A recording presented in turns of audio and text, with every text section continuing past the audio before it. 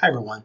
In this video, I'll explain a common way academic journal articles are organized and discuss that organization as it relates to Nancy Summers' article, Revision Strategies of Student Writers and Experienced Adult Writers.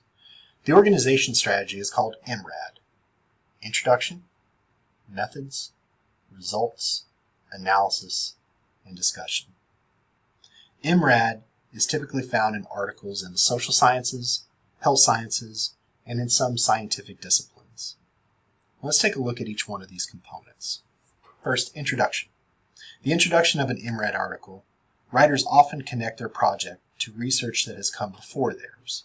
You might find this part of the article to be the most difficult to read because the writer is trying to summarize all of the research that has come before, and sometimes that can be difficult to figure out if you're new to an area of study. Sometimes there will be a short introduction, setting up the article, and then what's called a literature review, where the writer describes the research that led up to his or her article. If you're new to an area of research, or if you're just trying to skim an article to see if it's a good fit for the project you're working on, I recommend that you skip the introduction and move to the second part, the methods. I'll talk about that in a second. In the Nancy Summers article, here it is, you'll see that there's some references to previous research. But if you read closely, you're going to find that writing is pretty difficult to understand. That doesn't mean that you don't know how to read well. It just means that the conversation Summers is having with other researchers is one that has been going on for a while, and the people who are in the conversation have been at it for a long time. One point she does make is that there's a big difference between speech and writing. When you speak, what you said can't really be taken back. And if you've gotten into an argument with someone you care about and said something you later regretted, you probably know what Summers is saying. Writing, however, can be revised. You can go back and change what you wrote, and you can do this endlessly. And she says that right down in here. What do teachers offer the linear model and students accept it? One reason Bartz suggests is that there is a fundamental tie between teaching and speech. While writing begins at the point where speech begins, impossible. The spoken word cannot be revised. It's pretty tough to read. But that's what a literature review does, or what an introduction does. It connects this study to what studies have come before it. Let's talk next about the methods section. The methods section explains how the researchers conducted their study. Some research, particularly in social sciences, is conducted by surveying participants. Some research is conducted by interviewing participants, and other researchers develop experiments. Whatever tool the researcher uses to conduct their study, they'll usually explain it in the methods section. Method sections are usually pretty brief, and they're useful in understanding the overall goal of a project and how the researchers tried to attain that goal. In the Summers article, you'll learn pretty quickly who she is interviewing and collecting writing from, and you'll learn how many participants she has. You'll also get a sense for how she compared the writing samples she collected. And you see that down here in this third paragraph in the method section. I'm going to quickly talk about the three final portions of an IMRAD study: the results, analysis, and discussion, because Summers does something pretty unique with her study when it comes to the results, analysis, and discussion. In the results section, a researcher describes what he or she found.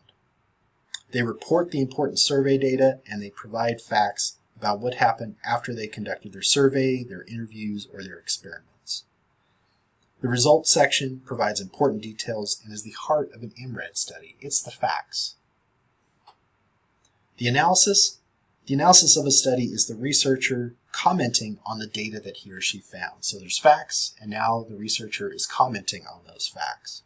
The researcher interprets the results and discusses what she found interesting or unique.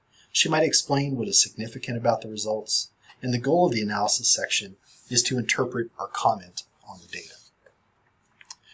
In the discussion section, the researcher connects the study and its results and analysis to all the research that came before it. It said something like, okay, I did this thing and I learned all this information. Let's discuss how it relates to what others have found.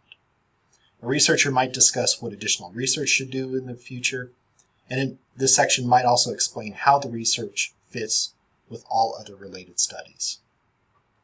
Now, Nancy Summers does something a little different in her article.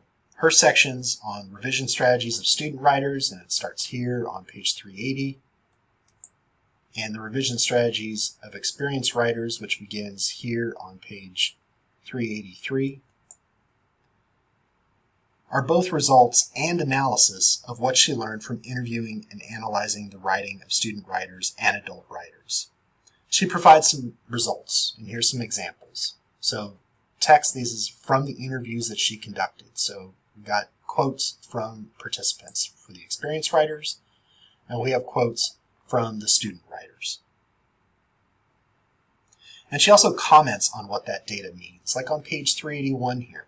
So we have the facts and the quotes up here, but then we have some discussion about those facts. So let's take this quote from Summers. The students place a symbolic importance on their selection and rejection of words as the determiners of success or failure for their compositions. What's she saying there? She's saying that student writers place a lot of emphasis on words. They're not necessarily placing more emphasis on ideas, which we'll find with the experienced student writers. So you get some data and some data or results, and you also get some analysis in the same section. You also get some discussion in the article when Summers connects her results and analysis back to the larger conversation about teaching writing. She does this in both the revision strategies of student writers and the revision strategies of experienced writers sections. For example, if you take a look at the very last paragraph of the entire article, she's explaining what that section might mean for teaching writing.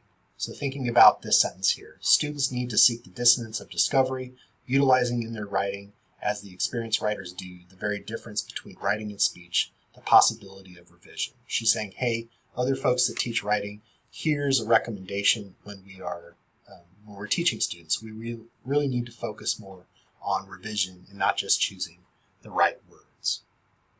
So I hope this video helps you better understand academic writing, particularly writing done in fields that use experimental research. Not every article will take an IMRAD approach, but you can usually find IMRAD components in most academic articles that use survey, interview, or experimental research. And because these articles can be kind of tough to read, it's important to know how they're organized, so it makes it much easier for you to understand what a writer is trying to do.